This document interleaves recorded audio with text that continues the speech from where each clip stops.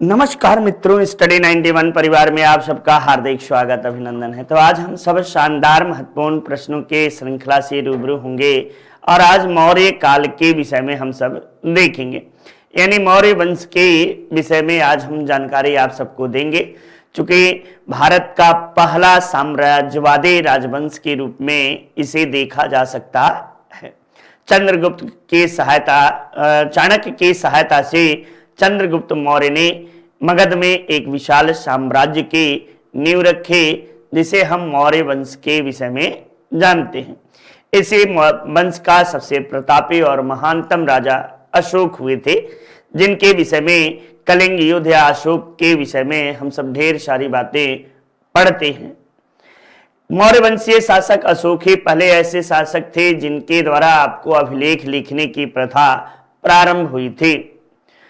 चंद्रगुप्त मौर्य के नेतृत्व में ही ऐसा लिखता है जस्टिन कि सेंड्रोकुट्स के नेतृत्व में भारत ने दास्ता की जुआ उतार फेंका और अपने समस्त प्रांतीय आपको जो क्षेत्रीय प्रांतपतियों की हत्या कर दी और एक साम्राज्यवादी राज्य की नींव रखी। कुछ विद्वानों के द्वारा चंद्रगुप्त मौर्य की सेना को डाकुओं की सेना कहकर संबोधित किया गया। वहीं चंद्रगुप्त मौर्य के विषय में भी विद्वानों के बीच अलग अलग मतभेद हैं। जैन एवं बौद्ध धर्मों के अनुसार जो है चंद्रगुप्त मौर्य क्षत्रिय कुल के थे, जबकि ब्राह्मण ग्रंथों के अनुसार शूद्र कुल के थे। वहीं पे विदेशी आक्रांता जो हैं इन्हें मध्यम कुल के कहकर संबोधित करते, यानी यूनानियों के द्वारा इन्हें मध्यम कुल का कहा गया है। सेलुकस निकेटर और चंद्रगुप्त के बीच 305 ईस्वी में युद्ध हुआ और इस युद्ध के संधियों के अनुसार ये प्रतीत होता है कि चंद्रगुप्त मौर्य विजयी रहा। सेलुकस निकेटर पराजित हुआ और अपनी पुत्री हेलेना का विवाह चंद्रगुप्त मौर्य से किया। बिंदुसार ये आजीवक संप्रदाय का था। चूंकि इस राजवंश के हर एक राजा अलग अलग मतों के अनुयायी हुए। जहां चंद्रगुप्त मौर्य को हम सब जैन धर्म का मतानुयायी देखते हैं, वहीं उनके पुत्र बिंदुसार को हम सब आजीवक संप्रदाय का अनुयायी देखते हैं। और वहीं अशोक को प्रारंभ में शैव मतानुयायी था, लेकिन कालांतर में कलिंग युद्ध के बाद बौद्ध धर्म का अनुयायी बन गया। प्रशासन को सुचारू रूप से चलाने के लिए मौर्य वंशीय शासकों के द्वारा कई प्रांतों का गठन किया गया और इन प्रांतों में मुख्य रूप से 5 प्रमुख प्रांत थे: उत्तरापथ, दक्षिणापथ, सौराष्ट्र प्रांत, मध्य प्रांत और कलिंग प्रांत के रूप में हम सब देखते हैं। तो ये 5 महत्वपूर्ण प्रांतों को भी हम सब आज देखेंगे, पढ़ेंगे और इनके विषय में सारी बातें प्रश्नों के माध्यम से आइए रूबरू होते हैं और करते हैं, देखते हैं। चलिए एक बार शानदार तरीके से लाइक और शेयर करना बिल्कुल क्लास को भूलिएगा नहीं, ठीक ना।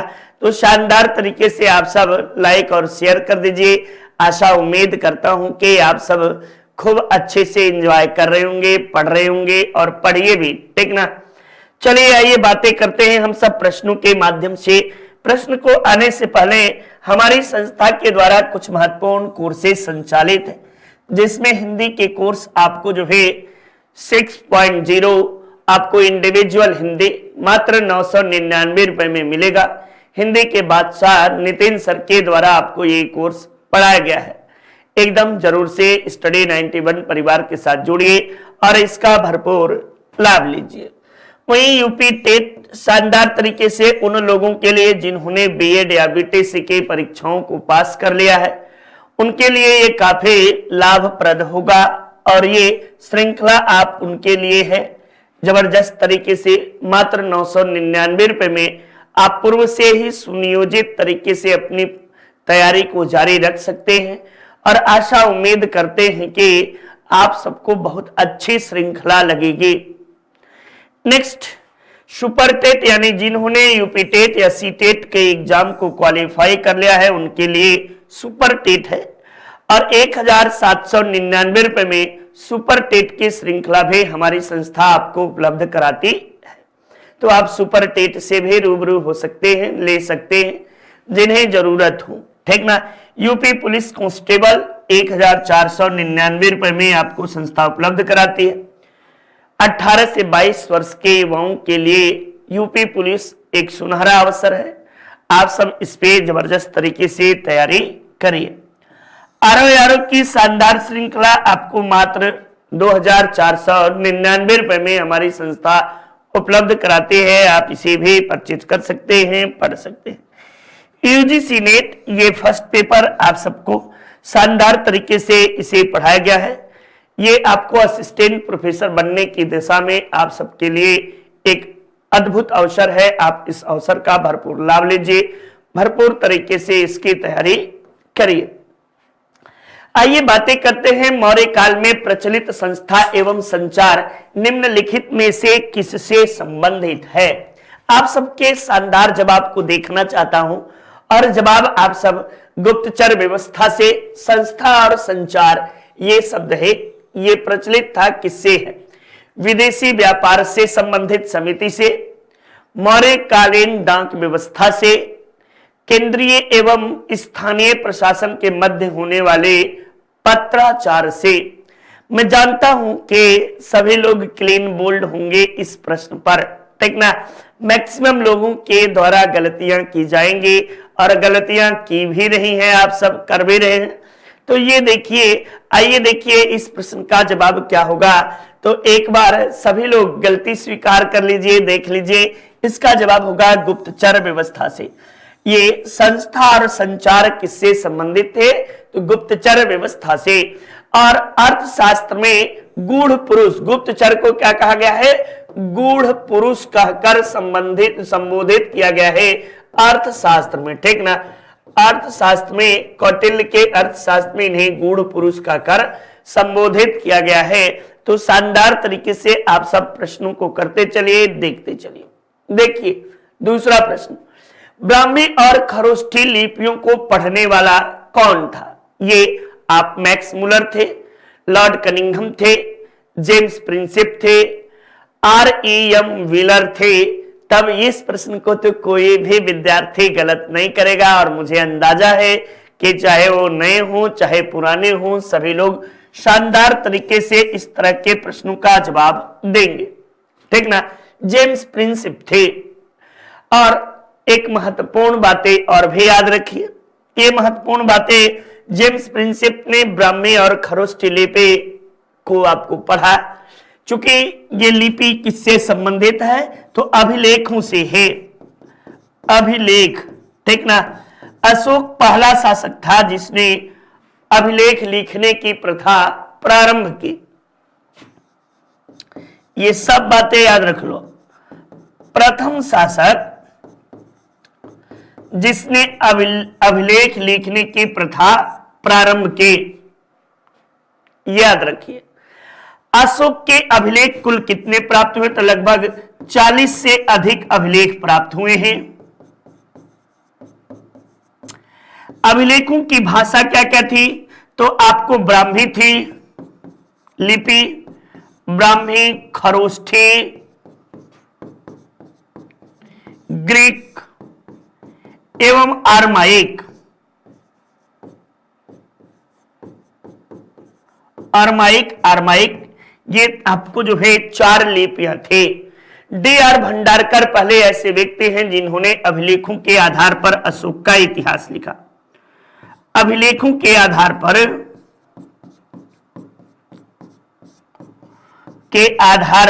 इतिहास लिखा, इतिहास लिखा किसने?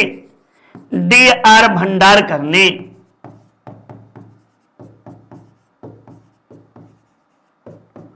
और अशोक के अभिलेख जो हैं एकास्म पत्थर पर लिखे गए हैं, एकास्म एवं चमकीले पत्थरों पर लिखे गए हैं। यानी ये पत्थर कौन से हैं? तो बलुआ पत्थर हैं, बलुआ पत्थर हैं। ये बात भी आप याद रखना, ये शानदार तरीके से आप इसे जवाब दे सकते हैं। तो जेम्स प्रिंसेप पहले ऐसे व्यक्ति थे जिन्होंने आपको जो है कि ब्राह्मी और खरोष्ठी लिपि को पढ़ा। कलिंग युद्ध का विवरण ये कहां ज्ञात होता है? ठीक ना, कलिंग युद्ध इसे हम सब देखेंगे। ठीक, ये अशोक के अभिलेख के, अशोक के राज्याभिषेक के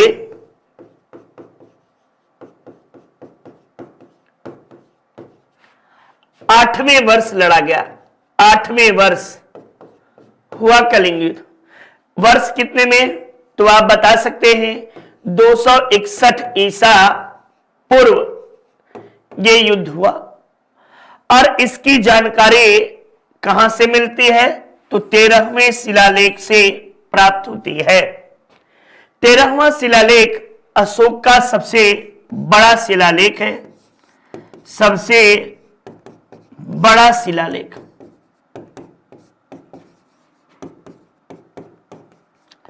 ये बात भी आप याद रखिए, ये ठीक ना। तो ये चीजें आप सब याद रखिएगा। उस समय कलिंग का राजा कौन था? तो पद्मनाभम, अनंत पद्मनाभम, पद्मनाभम को अशोक ने पराजित किया था, पराजित किया। ऐसा कहा जाता है कि उस समय 1 लाख लोगों का नरसंहार अशोक के द्वारा किया गया था। ये बातें याद रखो। नेक्स्ट, फिरोज शाह तुगलक द्वारा अशोक के निम्नलिखित स्तंभों में से किसको उसके मूल स्थान से हटाकर दिल्ली मंगवाया गया था? मेरठ स्तंभ लेख को, टोपरा अभिलेख को, बैराट अभिलेख को, या 1 और 2 दोनों को? तो फिरोज शाह तुगलक के द्वारा मेरठ और टोपरा अभिलेख जो है 1 और 2 दोनों को जो है दिल्ली मंगवाया गया और उसे दिल्ली में लगवाया गया था। ये बातें भी आपको याद होनी चाहिए, पता होना चाहिए। निम्नलिखित में से किन स्रोतों से उल्लिखित है कि प्राचीन भारत में दास्तान नहीं थी? ये कौन सी ऐसे किताब है? अर्थशास्त्र में, मुद्रा राक्षस में, मेगास्थनीज के इंडिका में, या वायु पुराण में? तब आपको कौन से, जल्दी से फटाफट एक बार जल्दी से सभी लोग बताइए। तो ये बातें याद रखिए कि मेगास्थनीज के इंडिका में भारत में दास्ता का कोई प्रमाण का पता नहीं चलता है। ये बात आप याद रखे रहिए, जानते रहिए, ठीक ना। मेगास्थनीज के इंडिका से इस बात की जानकारी मिलती है। मेगास्थनीज कौन था? तो मेगास्थनीज आपको जो है कि हाँ, ये सेल्यूकस का सेल्यूकस का राजदूत था।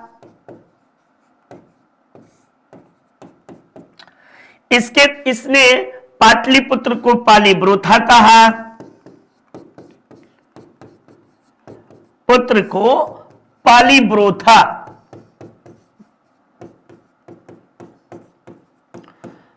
पालीब्रोथा कहा। और इसके द्वारा आपको भारत में सोना देने वाली चींटियों का वर्णन मिलता है, निकालने वाले चींटियों का वर्णन करता है।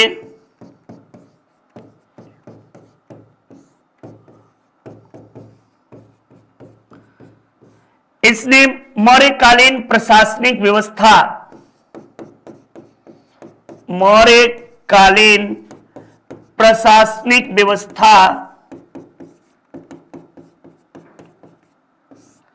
व्यवस्था पर चर्चा की। यानी 6 सदस्यों वाले 5 समितियों के विषय में इसने बातें की, ठीक ना। तो पाटलिपुत्र को चलाने वाले आपको जो है कि संस्थाओं के विषय में इसके द्वारा बातें की गई। नेक्स्ट, निम्नलिखित में से कौन मौर्य युगीन अधिकारी माप तौल का अध्यक्ष होता था। ये आपको अकारा अध्यक्ष, खान विभाग का अध्यक्ष, खान विभाग का अध्यक्ष, सीता अध्यक्ष, कृषि विभाग का अध्यक्ष,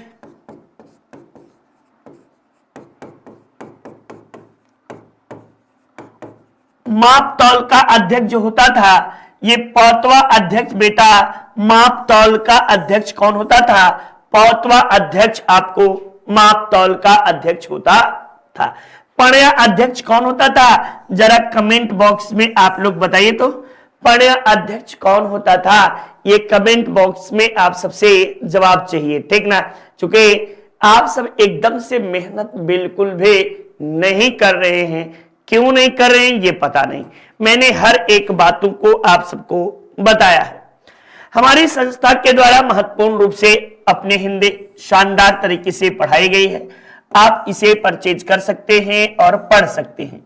ये किताबें जबरदस्त तरीके से आपको वही बातें हैं जो नितिन सर ने यूट्यूब पे एकदम भली भांति बहुत अच्छे तरीके से आपको पढ़ाया है। एकदम जबरदस्त तरीके से हमारी संस्था के द्वारा इसे लिखा गया है। इसमें लगभग 5000 से अधिक क्वेश्चन है बेटा, ठीक ना? साथ ही साथ चैप्टर वाइज है, चैप्टर वाइज आपको जो है ये मिलेगा, चैप्टर वाइज भी मिलेगा। ये जबरदस्त बुक है। ये वीडियो की किताब जो है इसके साथ ही प्रैक्टिस सेट है, और प्रैक्टिस सेट बेटा फ्री में है, ठीक? आप इसे भी परचेज कर सकते हैं। 350 रुपए में इसके साथ भी प्रैक्टिस सेट है। आप पेट के कम्बो बुक को खरीद सकते हैं। पेट बुक 300 रुपए में है। आरो यारो की ये हिंदी की बुक है, ठीक ना? ये हिंदी की बुक है, आप इसे जरूर से परचेज करिए और अपनी पढ़ाई शानदार तरीके से जारी रखिए। आशा उम्मीद करता हूं कि कहीं भी किसी तरह की कोई भी परेशानी आप सबको नहीं आएगी। लेखपाल कम्बो की बुक, इसमें 4 किताबें हैं। आपको जो है जीके की है, जीएस की है, आपको हिंदी है, आपको मैथ्स है, ठीक ना? मैथ्स है, इसी में आपको जो है ग्रामीण है। ये सभी किताबें आपको मिलेंगी। ये 4 किताबें हैं और चारों किताबों को 300 रुपए में आप परचेज कर सकते हैं। जबरदस्त तरीके से आपको ऑफर के तहत दिया गया है। प्रथम भारतीय साम्राज्य किसने स्थापित किया? यानी प्रथम भारतीय साम्राज्य की बातें कर रहा है। कनिष्क ने, हर्ष ने, चंद्रगुप्त मौर्य ने, या आप समुद्रगुप्त के द्वारा? तो मौर्य वंश पढ़ रहे हैं तो लगाइएगा चंद्रगुप्त मौर्य के द्वारा प्रथम भारतीय साम्राज्य की स्थापना की गई। चंद्रगुप्त मौर्य ने चाणक्य की सहायता से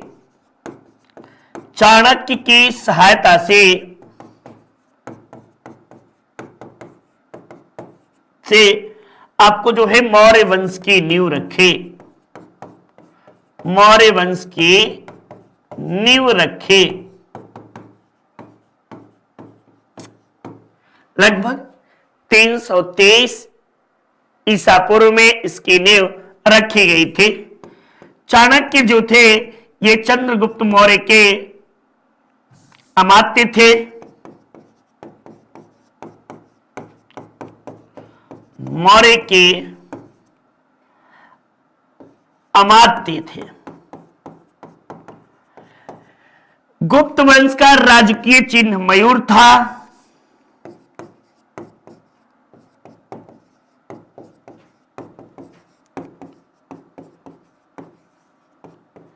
चिन्ह क्या था? मयूर था, ठीक ना? ये याद रखिएगा आपको। सॉरी, गुप्त वंश का मौर्य वंश के राजकीय चिन्ह मयूर था। आपको जो है कि इसने पाटलिपुत्र को अपनी राजधानी बनाई। विशाल साम्राज्य की राजधानी थी।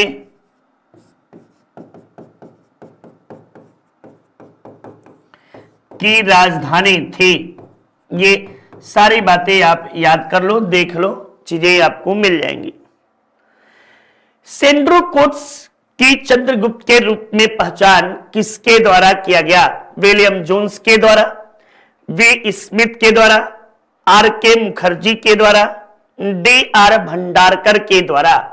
तो सेंड्रोकोट्स की पहचान चंद्रगुप्त मौर्य के रूप में आपको किसने किया? जल्दी से फटाफट सब लोग जवाब दे दीजिएगा और बताइएगा कि सर विलियम जोन्स के द्वारा आपको जो है चंद्रगुप्त मौर्य के पहचान सेंड्रोकोट्स के रूप में की गई।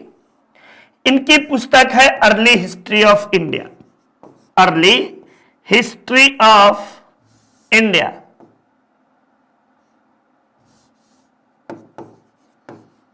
हिस्ट्री ऑफ इंडिया,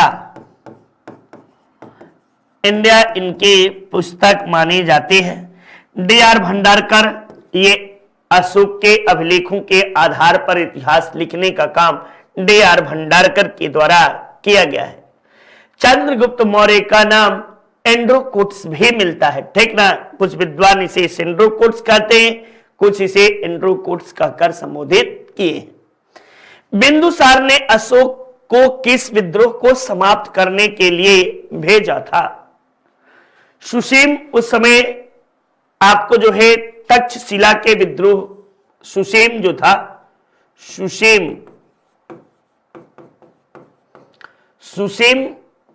ये बिंदुसार का ज्येष्ठ पुत्र था, बिंदुसार का ज्येष्ठ पुत्र, और यही आपको जो है कि तक्षशिला का प्रांतपति था।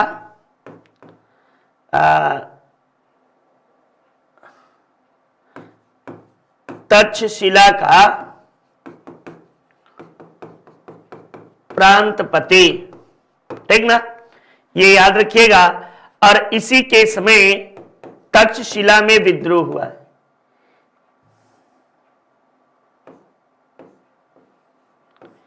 इसी के समय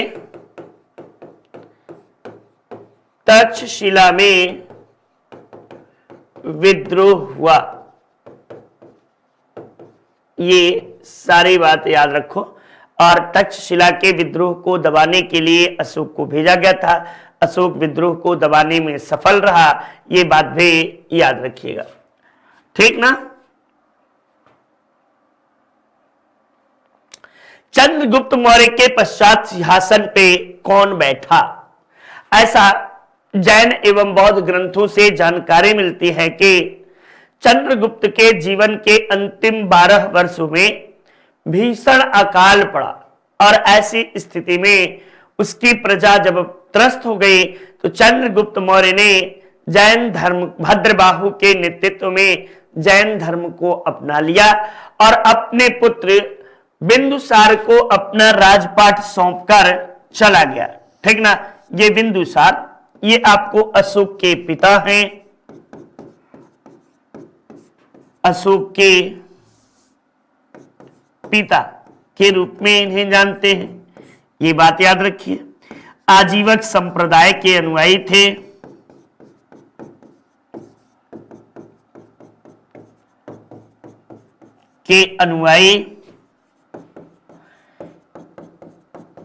इन्हें आपको जो है यूनानियों द्वारा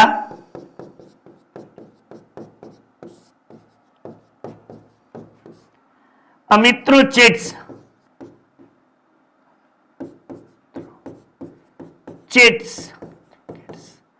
या अमित्रोकेट्स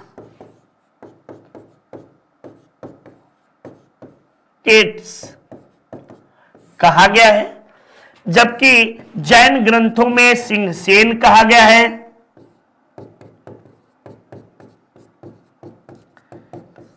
सिंहसेन कहा गया है, ये बात भी आप याद रखिएगा।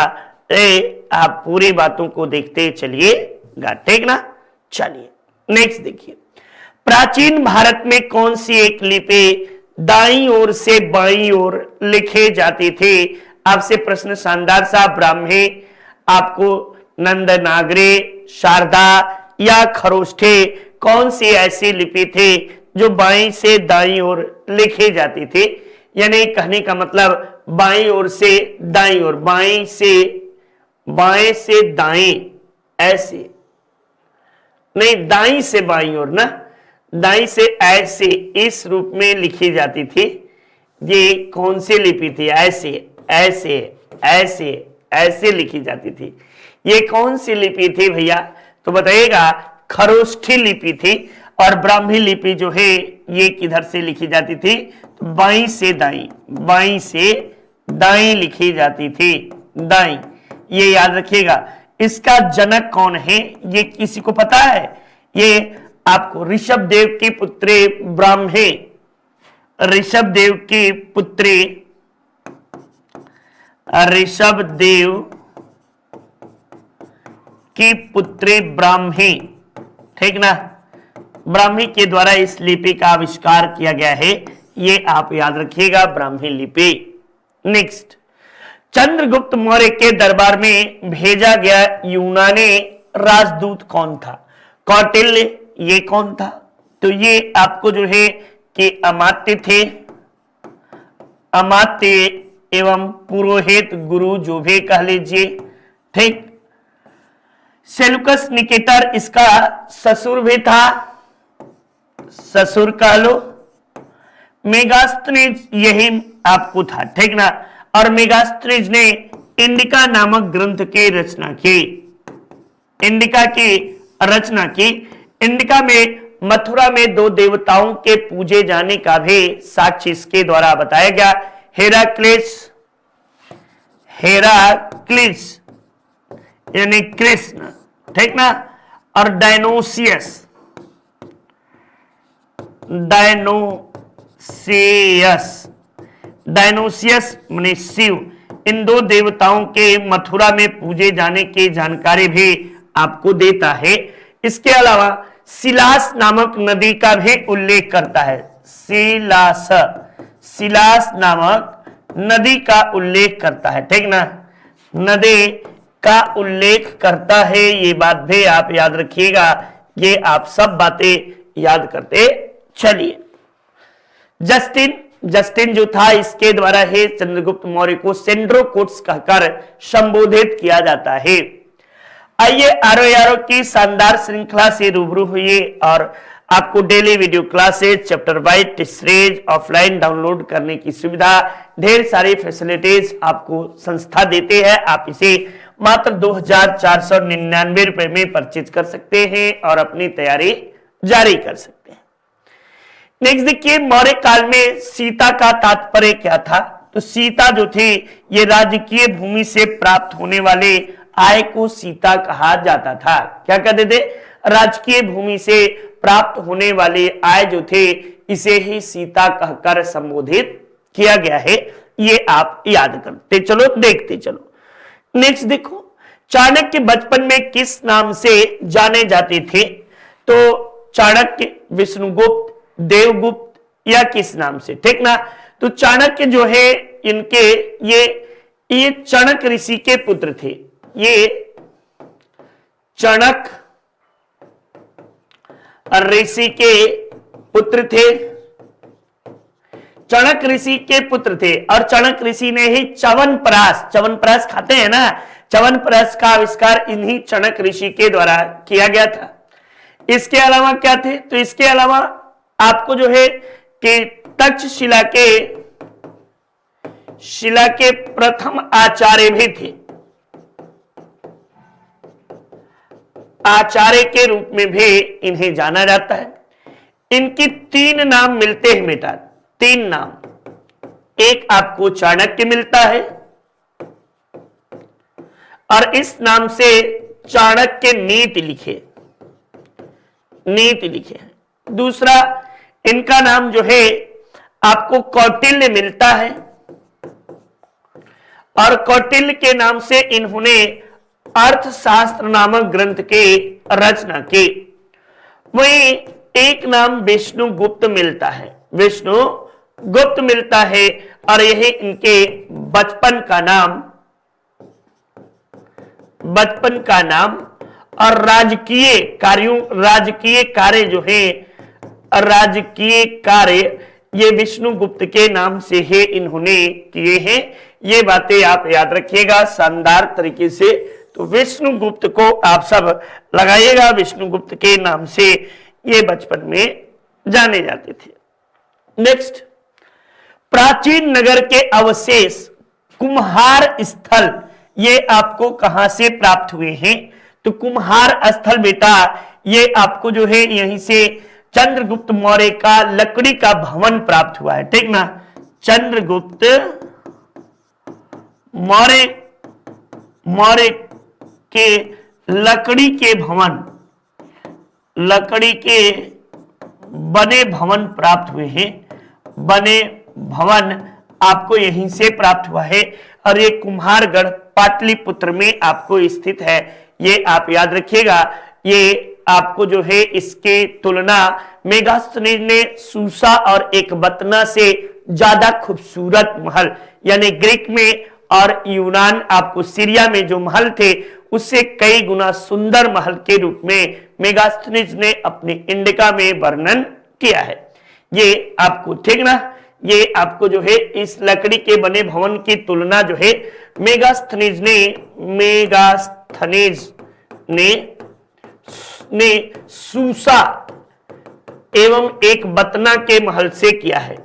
एक बतना के महल से अधिक खूबसूरत बताया है, अधिक सुंदर बताया है। ये याद रखिएगा। तो ये सभी बातें आप याद रखते चलो। नेक्स्ट देखो, जल की आवश्यकता को ध्यान में रखते हुए जिस प्रथम शासक ने गिरिनार क्षेत्र में एक झील का निर्माण करवाया वो कौन था? तो ये रैवतक एवं उर्जयंत पर्वत को काटकर, उर्जयंत पर्वत को काटकर चंद्रगुप्त मौर्य का सेनापति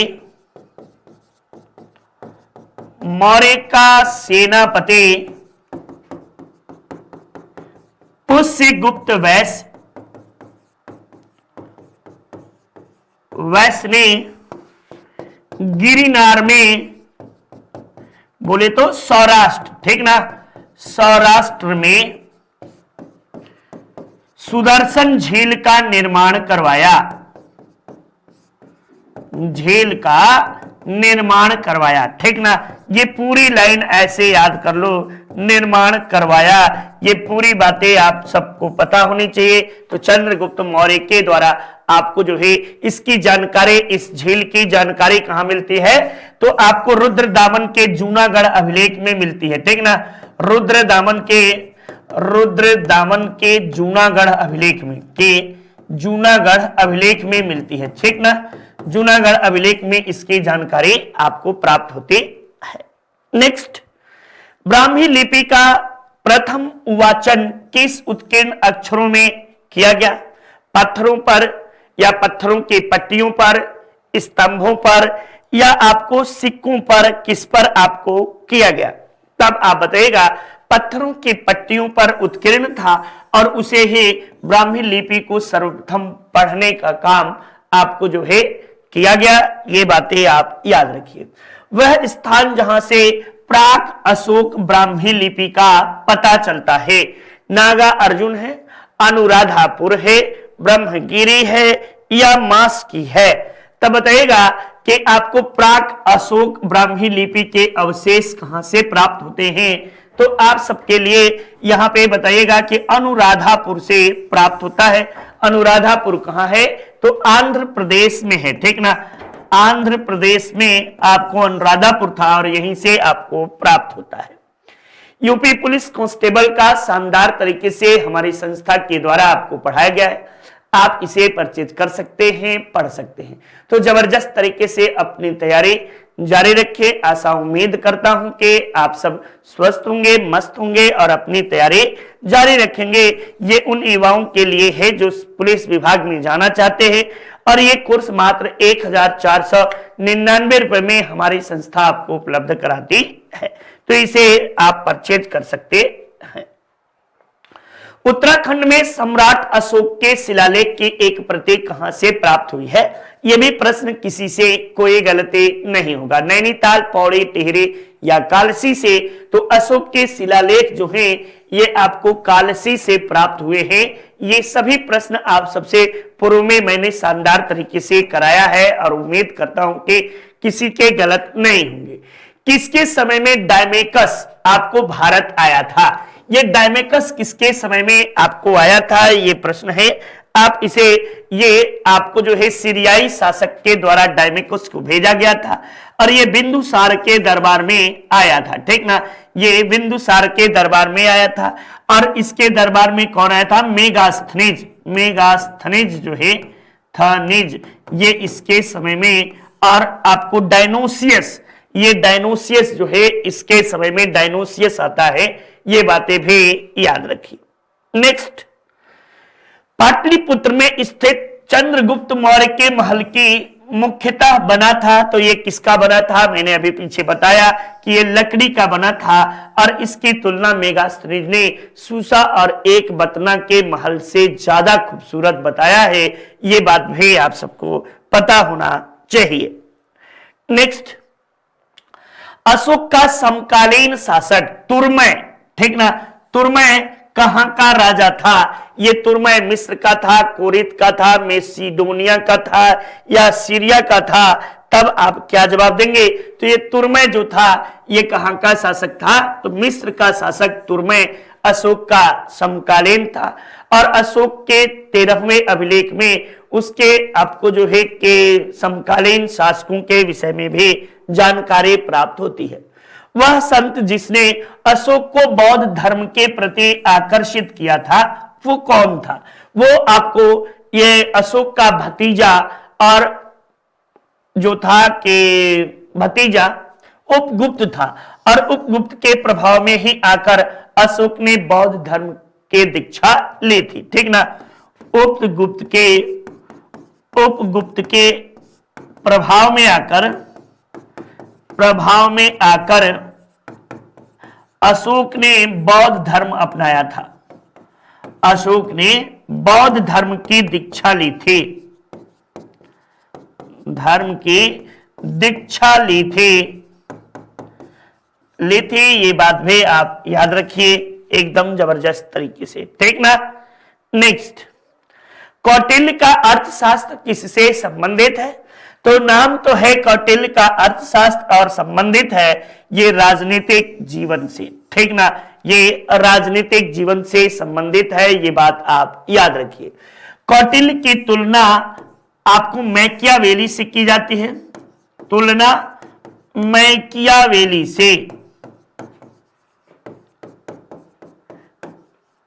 से, और आपको अर्थशास्त्र की तुलना प्रिंस से की जाती है, ठीक ना। प्रिंस ग्रंथ से की जाती है, ये बात भी आपको पता होना चाहिए। ये आपको जो है की जाती है, ये सभी बातें आप सबको याद होना चाहिए। Next, Hindi individual Nitin sir के द्वारा शानदार तरीके से मात्र 999 रुपए में हमारी संस्था उपलब्ध कराती है। आप इसे परचेज कर सकते हैं, पढ़ सकते हैं। तो शानदार तरीके से अपनी तैयारी को जारी रखिए। आप सबके लिए सुनहरा अवसर संस्था उपलब्ध कराता है। अशोक के जो प्रमुख शिलालेख संगम राज्य के विषय में हमें बताते हैं उनमें से कौन है? संगम राज्य के विषय में कौन से अभिलेख अशोक के शिलालेख जो हैं वो बताते हैं? तब बताइएगा कि ये आपको दूसरा और 13वां शिलालेख में पड़ोसी राज्यों का उल्लेख मिलता है, पड़ोसी राज्यों का उल्लेख मिलता है। ये याद रखिएगा, राज्यों का उल्लेख मिलता है, ये बात भी आप याद रखिएगा। तो ये बताइएगा कि दूसरा और 13वें शिलालेख में। नेक्स्ट, भाग एवं बलि थे। तो भाग एवं बलि ये राजस्व के स्रोत माने जाते थे, ये बात भी आप सबको पता होना चाहिए। भाग और बलि क्या थे? तो राजस्व के प्रमुख स्रोत के रूप में इन्हें हम सब देखते हैं। और महत्वपूर्ण बातों में, मौर्य मंत्री परिषद में कौन राजस्व एकत्रित करने से संबंधित होता था। राजस्व का एकत्रित कौन करता था? आपको समाहर्ता होता था, व्यवहारिक होता था, अनंतपाल होता था, या आपको जो है प्रतिष्ठा होता था? तो ये आपको जो है कि समाहर्ता था, व्यवहारिक कौन था? तो दीवानी न्यायालय का प्रधान, दीवानी न्यायालय का मुख्य न्यायाधीश, ठीक ना। और ये कौन था? प्रदेश था। तो फौजदारी न्यायालय का मुख्य न्यायाधीश हुआ करता था। ये बातें भी आप सब याद करते चलो। किस अभिलेख में अशोक का नाम अशोक मिलता है? तो अशोक का नाम 4 अभिलेखों में, मास्की, गुर्जरा, नेत्तूर और उडे गोलम, ये 4 अभिलेखों में अशोक का नाम व्यक्तिगत तौर पे अशोक मिलता है। अब इसमें से देख लेना, ये मास्की का लघु शिलालेख, इसी में अशोक का नाम अशोक मिलता है। ये नितिन सर के हैंडरिटन नोट्स हैं। शानदार तरीके से इन नोट्स को आप जबरदस्त तरीके से पढ़ते रहिए।